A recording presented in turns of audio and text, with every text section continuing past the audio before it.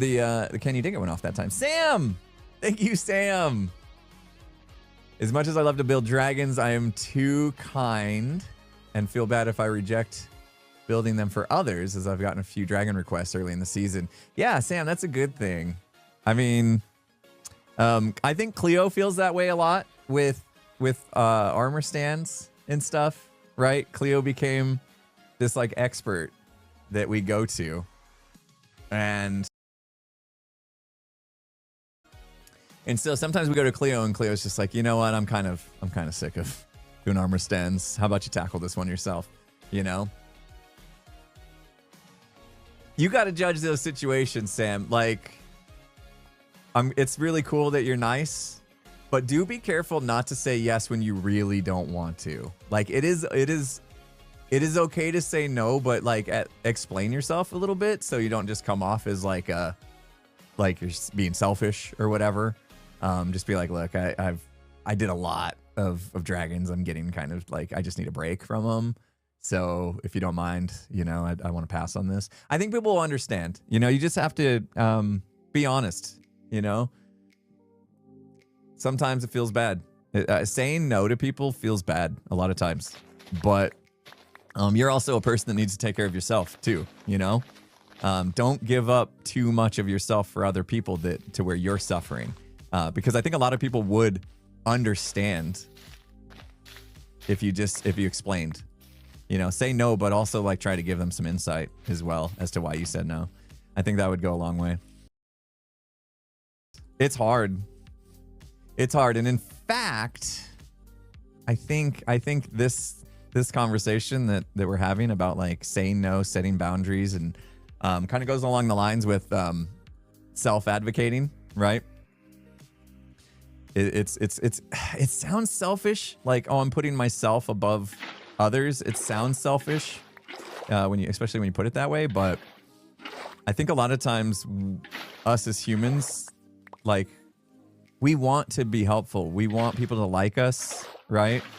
And so sometimes we will sacrifice ourselves a little too much to be liked, to please other people. And at the end of the day, if we end up feeling shallow and empty, you know, some people, that's what drives them, right? Like, helping other people is really what like jazzes them, you know. Anytime they help somebody, it makes them feel good about themselves. And that's fine too. That's awesome. Love that. But it can go too far, you know, if you forget about taking care of yourself. So my advice, just totally unsolicited dad advice, Sam, is really gauge how you feel. Like, is it worth it? If you don't really want to do it, but you do know that if you do it, you're gonna feel good about it at the end, and it's worth it, then do it. But if you just really don't want to do it and you're dreading it and you feel like you're gonna give too much of yourself just to please somebody else, then just tell them. Just be honest. Honesty, guys, is something that I feel like we make it out to be a lot harder than it needs to be. I think the issue with honesty a lot of times is this: we don't communicate well as human beings, right? So we'll just be like, no. And I don't think that's enough. I think we need to be better about explaining our feelings and emotions so that other people get it, right? And don't just say, oh, they're just being whatever. They don't want to help. Fine. You know, you don't always get that reaction if you kind of like explain your reasoning. But communication is hard because we all have different communication styles as well. So, but I'm a big fan. I'm a big fan of like sticking up for yourself. And I say that knowing that I'm also very bad at it. So.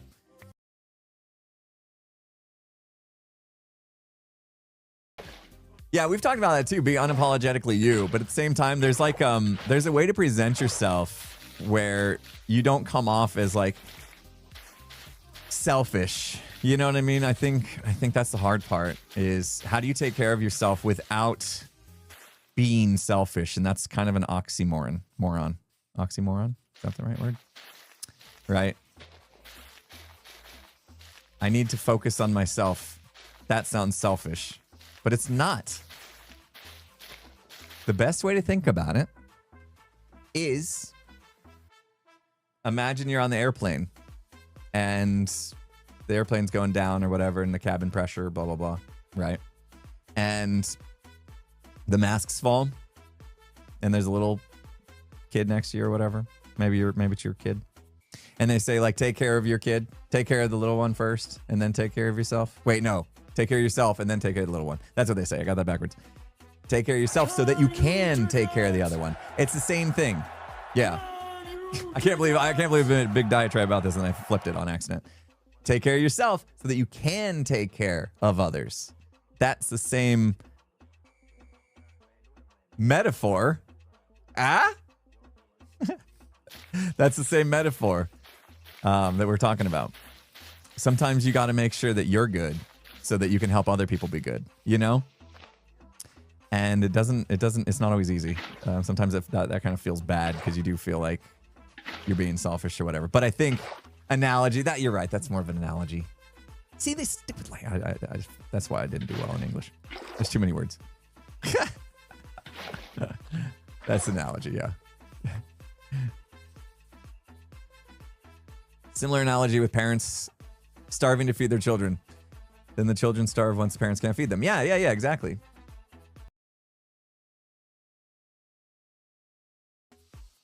Sam, thanks again. Another Can You Dig It?